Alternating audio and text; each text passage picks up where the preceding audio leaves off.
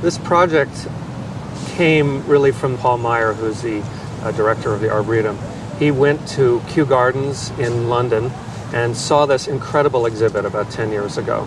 It was scaffolding, just the sort of thing you'd see on a building, sidled up to a tree, say 30 feet above the ground, and crowds were going crazy just to be up in the trees. And Paul said, that's it. We need this kind of project for our Arboretum.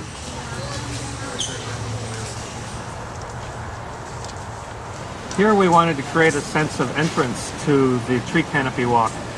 We wanted to make people that came to visit feel like they were transported from one place to another. And we were talking to Paul Meyer about places he visited. He showed us some images of Versailles and a really great trellis that was covered with branches and leaves, and we transformed this 18th century trellis into something more modern, a series of hoops that you could walk through and feel like you were transported to another part of the tree canopy.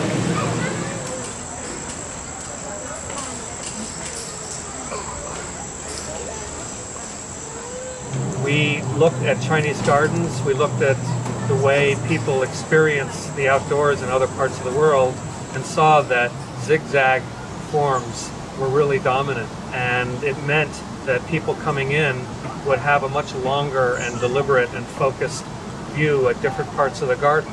So we really wanted to use the zigzag to help people understand the forest from different viewpoints.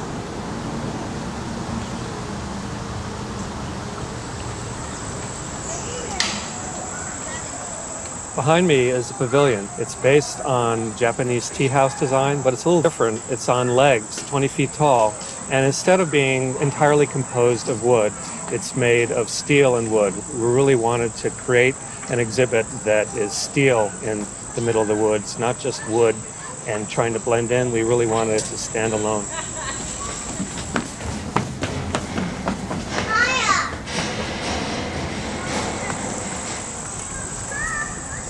That stick structure up there is called a bird's nest. It's based on the bird nest of the Baltimore Oriole, and it's really a place for kids to go. It's a place for them to hang out and be in the woods far away from their parents. So we connected it to the pavilion with that suspension bridge and hung it off these steel poles that we thought of like sort of like gin poles that you would see in mining camps and structures.